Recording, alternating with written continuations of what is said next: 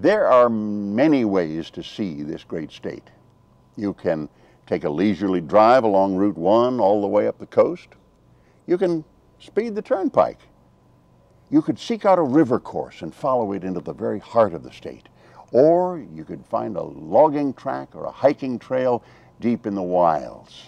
There are many ways to see this beautiful state, but maybe the best of all is from the air. Come along, join us. We're about to take off on what we fancifully call Air Maine. Please be sure your seatbelts are fastened low and tight across your lap and that all electronic devices are turned off, except for your television sets. Welcome aboard this special flight of Air Maine, destination all over this most beautiful state in America.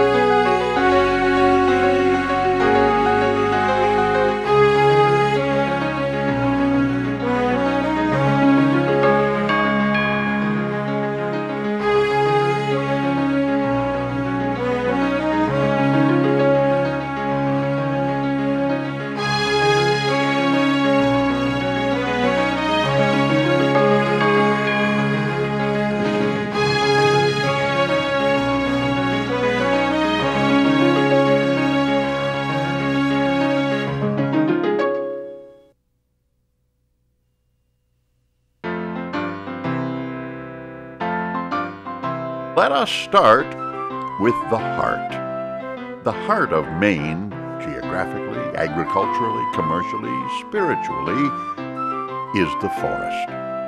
The forest primeval, as Maine's poet Longfellow put it. Woods and lakes, ponds and trees. Not just the various species of pine from which the state takes its nickname, whose cone and tassel are the state flower, but all the coniferous and deciduous trees that blanket most of this state. We can read the statistics: 17 million acres of woods, nearly 90% of the state's land mass given to trees. We can read that, but we don't really feel it till we're up here looking down. What a sight. Any time of year, but especially in autumn, when the maple, birch, beech, oak and ash go copper and crimson, scarlet and gold, awash of flame set against the resilient, unyielding green of the conifers. Nothing else like the Maine woods.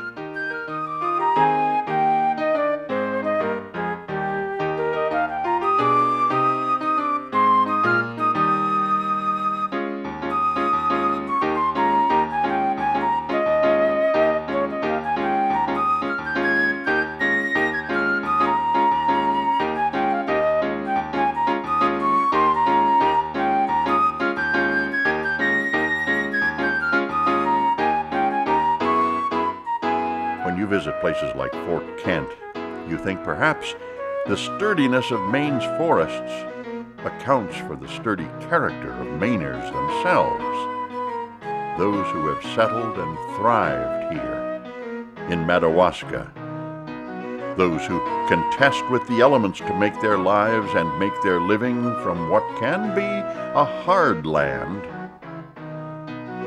Hard, but from up here with broccoli, potatoes, grains near the harvest, it is a beautiful tapestry.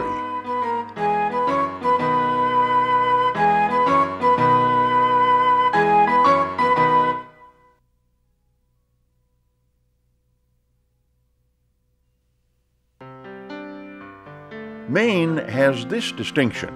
It is the only state that touches just one other, New Hampshire. New Hampshire is the gateway for most who come to Maine, So let's take a run up the coast, beginning, as the state did, with Kittery, Maine's first town, founded November 20th, 1652. York was just 2 days behind, still would like a recount. The Maine coast of stereotype is rugged rock, but the Maine coast hundreds of thousands visit each year is soft summer sand, the renowned beaches of southern Maine.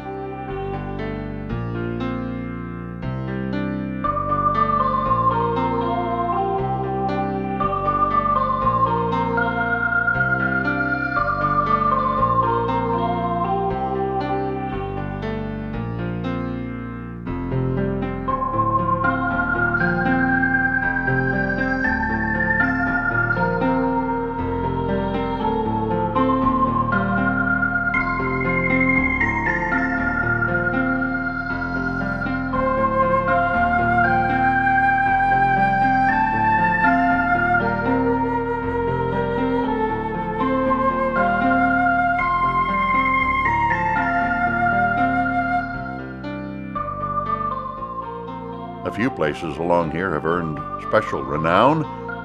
A former president's home at Kennebunkport.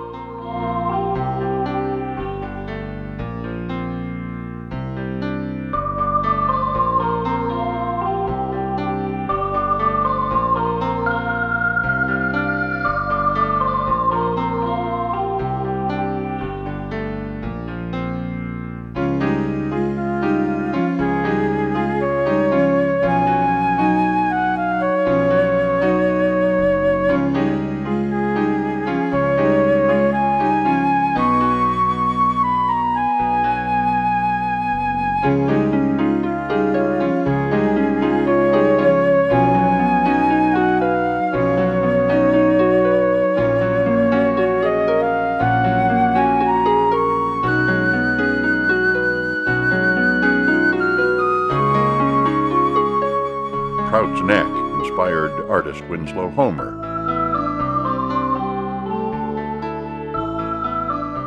Wouldn't he have loved the view from up here, looking down on the liquid embroidery of surf?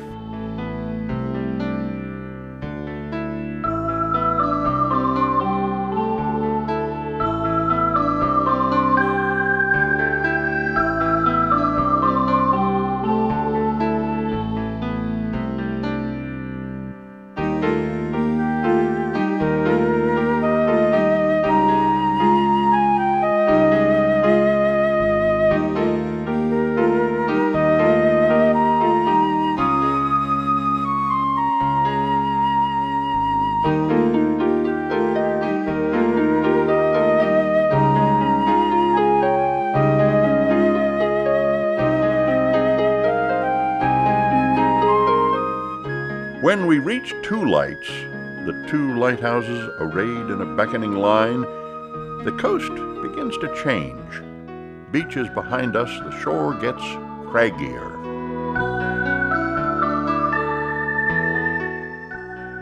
We come upon the lighthouse George Washington commissioned, the light at Portland Head, and we know we've arrived at the state's largest city.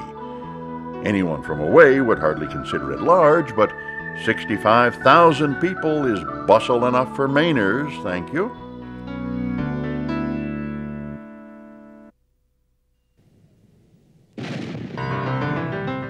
Especially when tens of thousands pour into the city to witness a seaborne spectacle like Topsail 2000.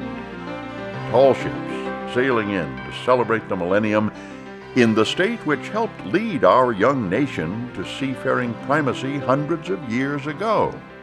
A celebration of heritage and at the same time a handsome and thrilling show.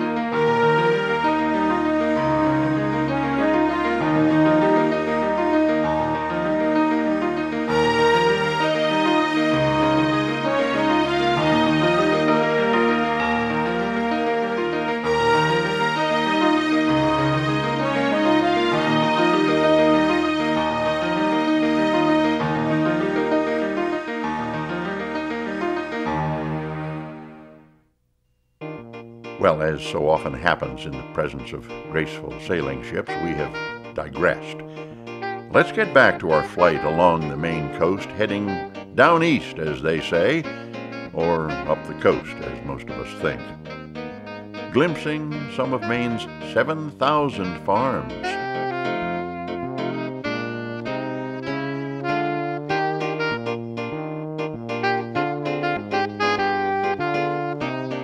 And the towns: Yarmouth,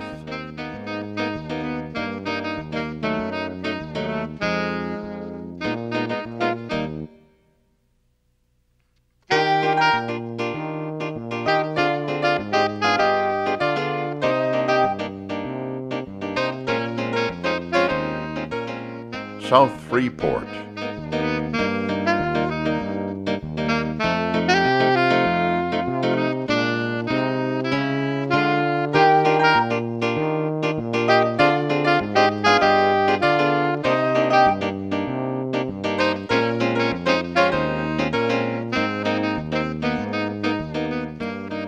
leading, of course, to that town by which millions of Americans know Maine, Freeport. L.L. Bean, and along Main Street all the other merchants who have clustered here to share the wealth. Discount outlets and inns like the beautiful Harrisicot Inn. And just outside the town, a curiosity, suddenly sand. 40 acres of sand. The desert of Maine, so an enterprising entrepreneur named it. Brunswick, the spires of Bowdoin College, founded 1694.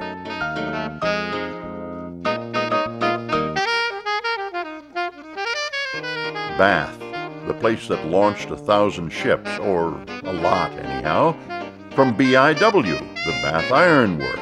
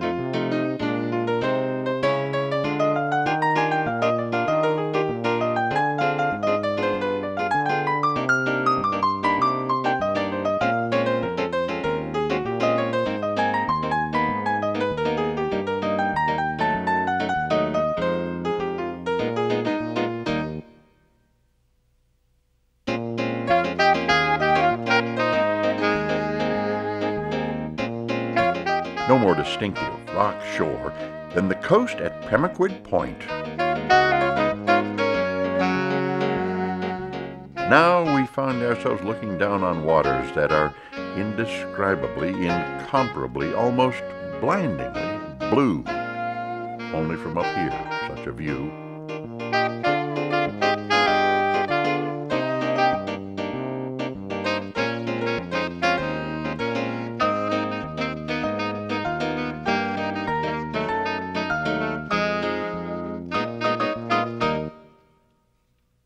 Rockland is a commercial center and a cultural center.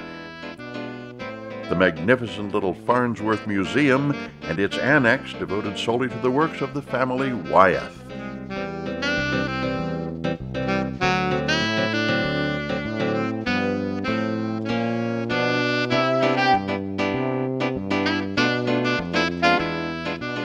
If Rockport is not the prettiest harbor in all of Maine,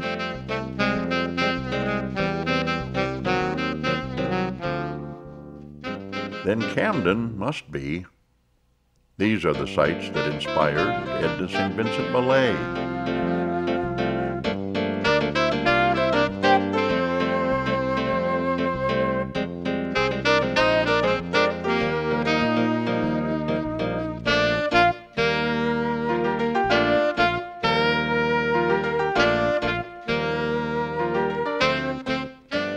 Now we wind and wend, as millions do, toward Acadia.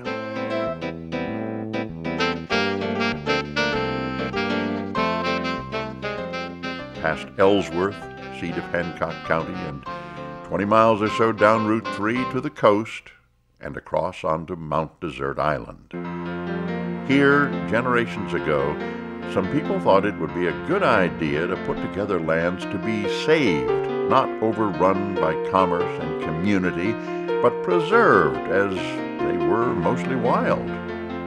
Those lands became Cerdamont National Monument, which became Lafayette National Park, which is now Acadia National Park. Most visitors see it by looping around on Ocean Drive.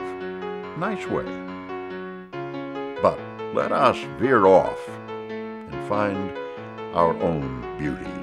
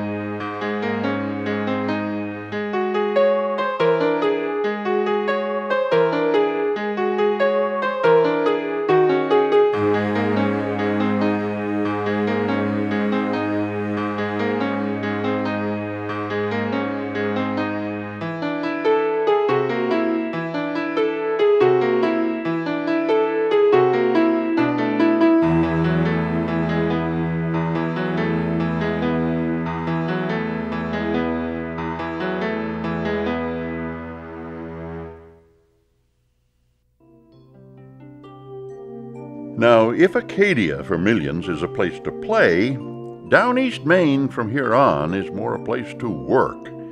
Oh, there's still beauty, raw, unspoiled beauty, but folks down east are more hard-pressed by their environment, their economy. They are rugged as land, persistent as sea. It is they who give the name Down Easter its pride.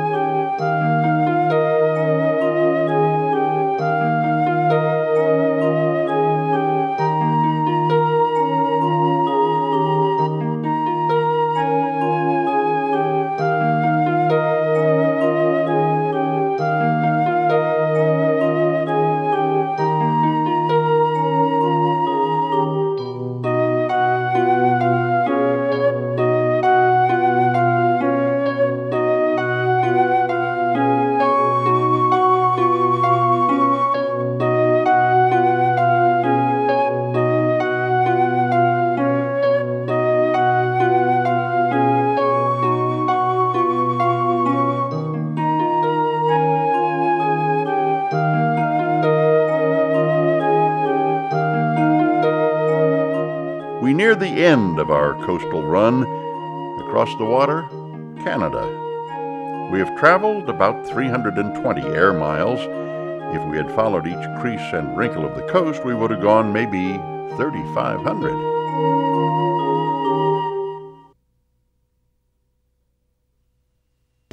Many of those miles, of course, many of the miles of Maine coast are along Maine islands. Let's not miss those. The densest freckling of islands anywhere off this continent is right here in the waters of Maine. More than 3,000 islands, peopled, abandoned, or never inhabited. Each island, it seems, with its own lore and mystique, like Jewel Island, where supposedly the pirate Captain Kidd hid his hoards.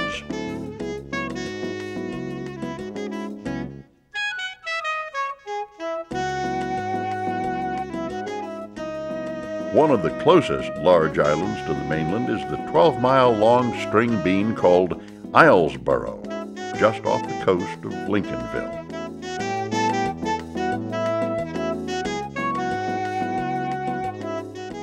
Farthest out, Matinicus Rock and its puffin rookery.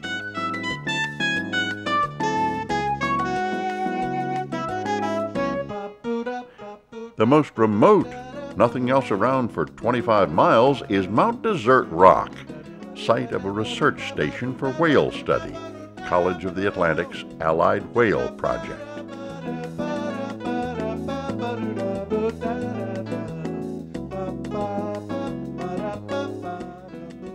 Each island, a story.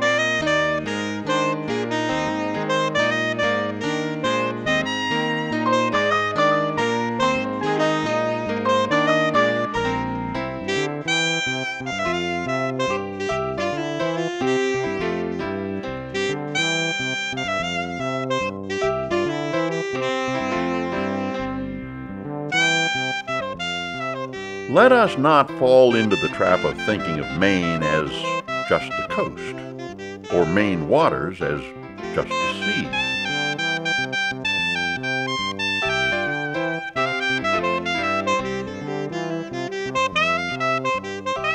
Let us fly the rivers. There are 32,000 miles of rivers and streams softly carving this landscape.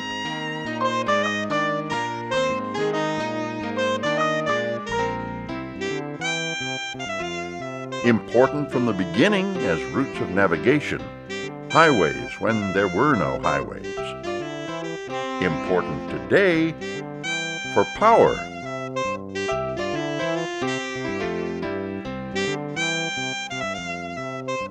for recreation.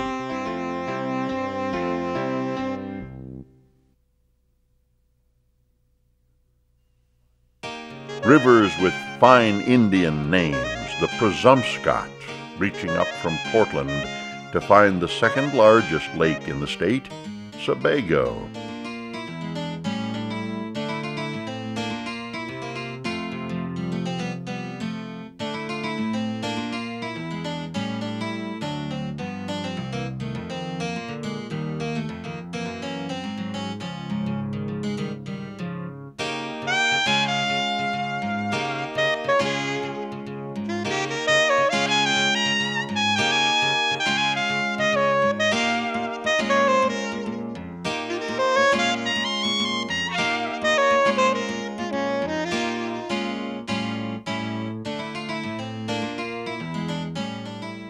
And to find Maine's oldest covered bridge.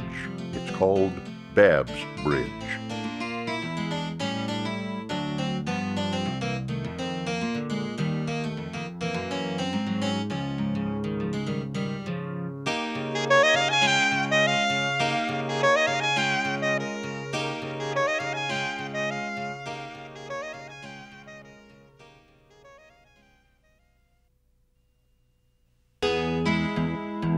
The mighty Androscoggin rises at the New Hampshire border and flows south.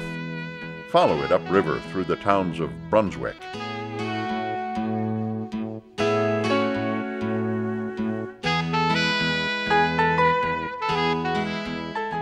Lisbon Falls,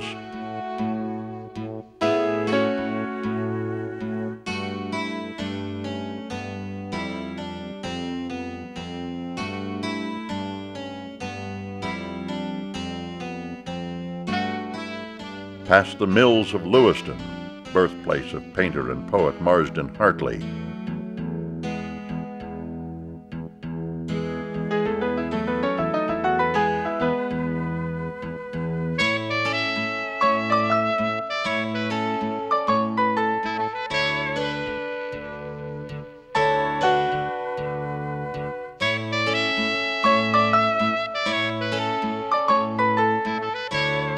And home of Bates College.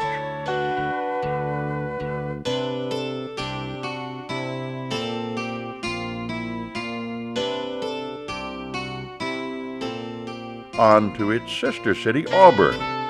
Lewiston, Auburn. Maine has its own L.A., more French than California's.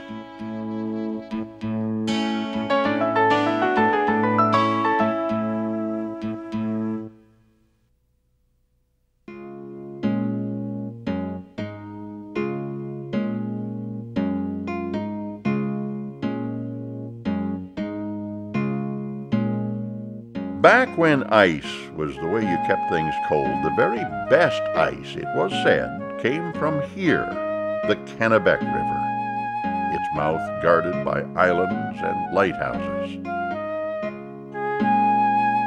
Popham Beach is where the British built the first ship ever made in America, the Virginia, in 1607.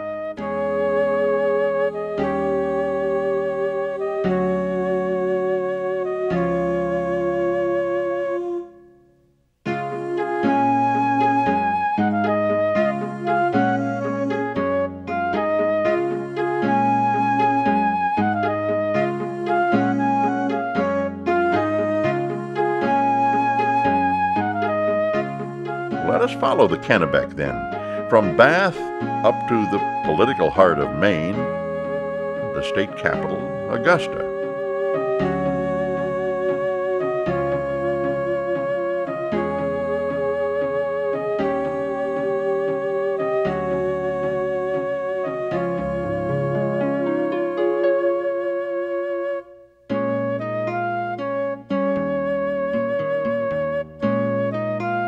Now look closely. The Edwards Dam here used to harness the Kennebec for power.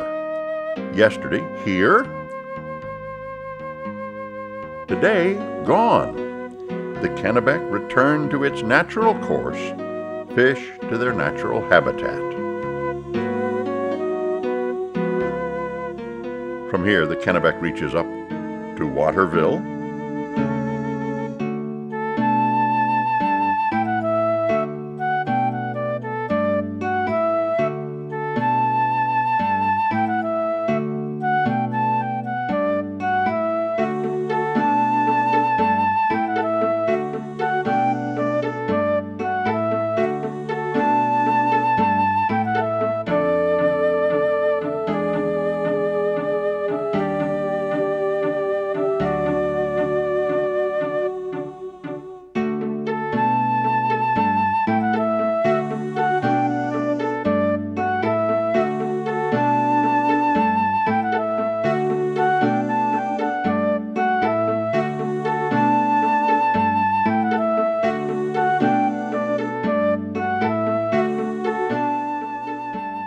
Skowhegan, proud home of the late Senator Margaret Chase Smith.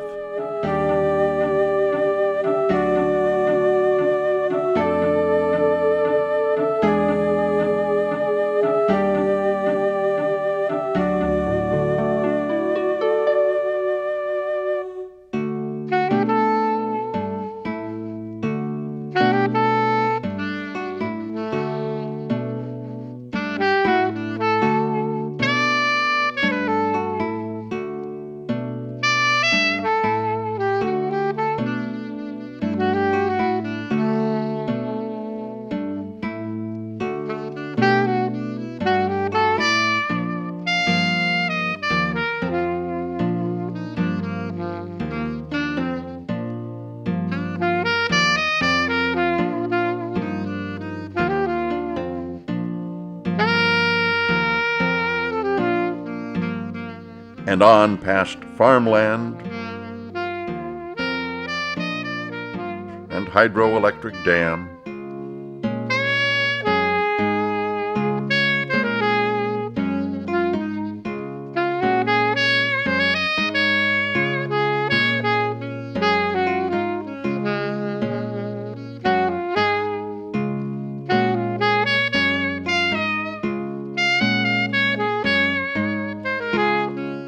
town and country.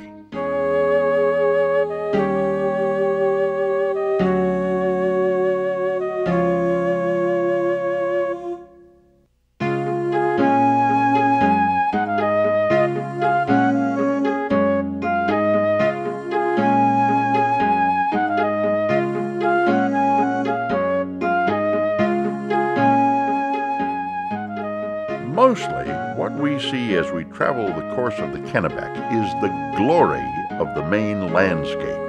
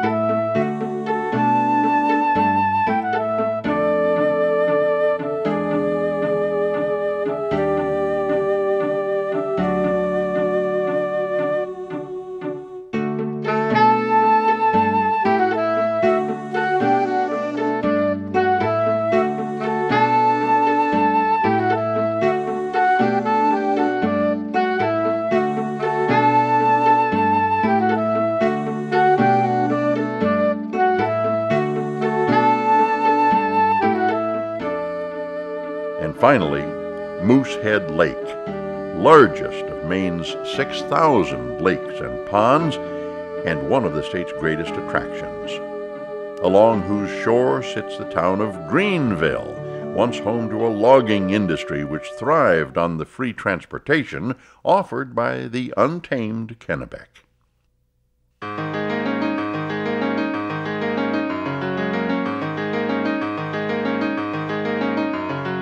The river that really drew settlers and explorers to the northern wilds was the Penobscot. Upriver, the Penobscot passes under the magnificent Waldo Hancock Bridge built in 1931. To reach Bucksport, across the Penobscot from the town, stands Fort Knox, built in 1844, mounted with mighty cannon never needed.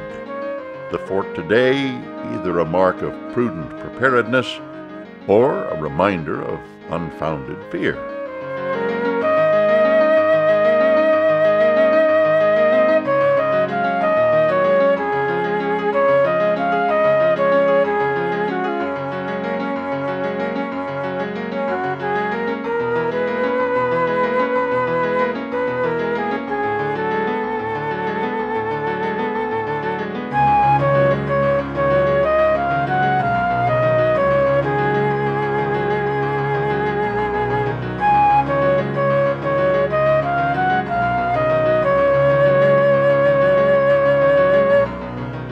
On up the Penobscot we go to Bangor, home once to timber barons, home today to Stephen King.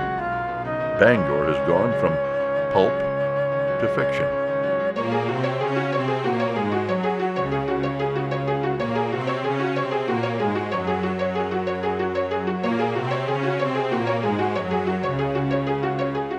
Across the Penobscot from Bangor, sister city Brewer.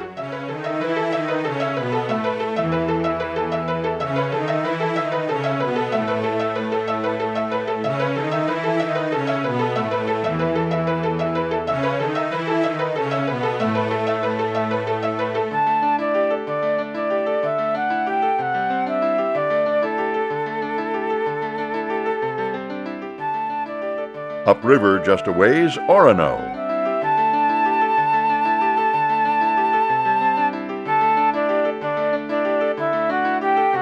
Home of the University of Maine.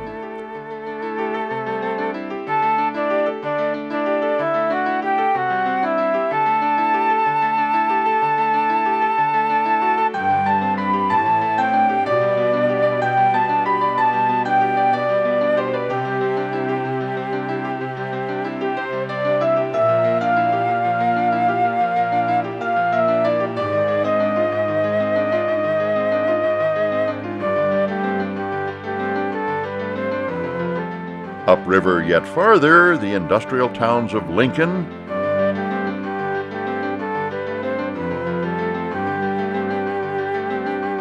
and Medway.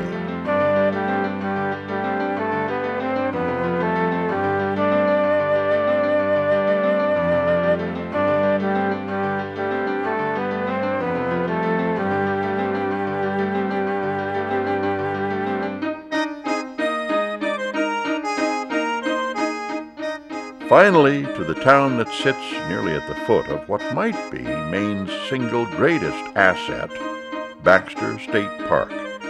The town is Millinocket.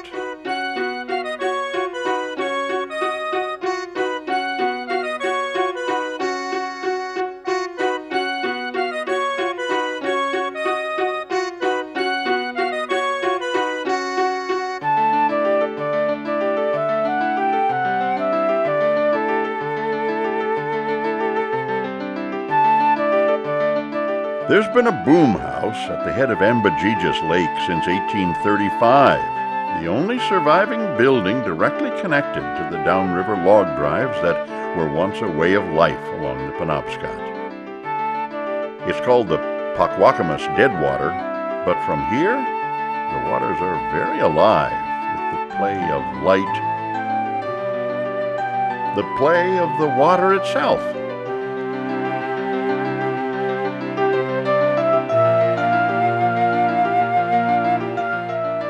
A-Ball Campground, from which adventurers set off toward Katahdin. Maine's mountainous masterpiece, rising more than a mile into the air, monument to nature and to the people of Maine who want to maintain public lands and keep them wild. Wild rivers that challenge and excite in a big way. Little way.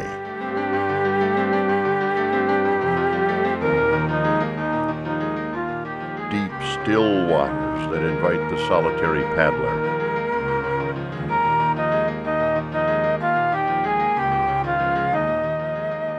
The rush of adrenaline as rock and river and human strength challenge one another.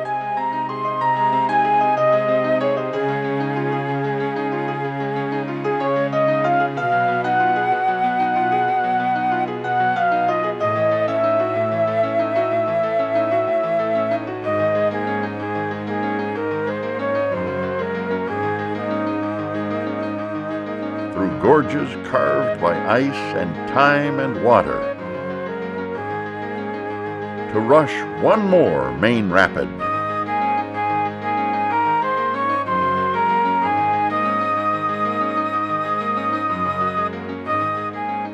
to find one more quiet Maine water, one more quiet Maine moment.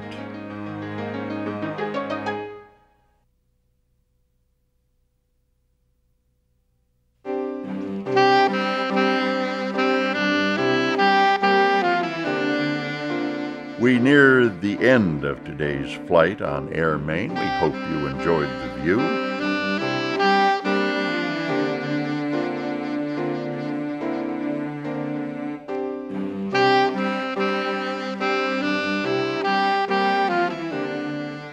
This is a state worth seeing in all seasons, all times, in all ways.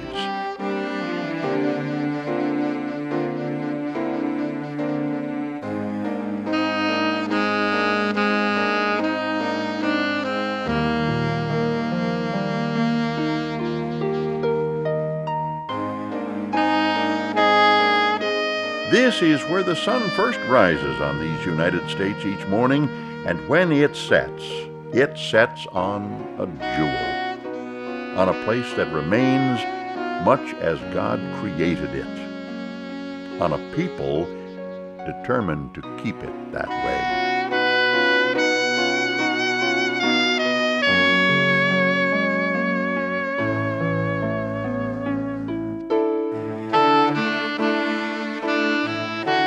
Early on, we said that Maine touches only one other state. That's misleading. Truth be told, Maine touches everyone who sees it.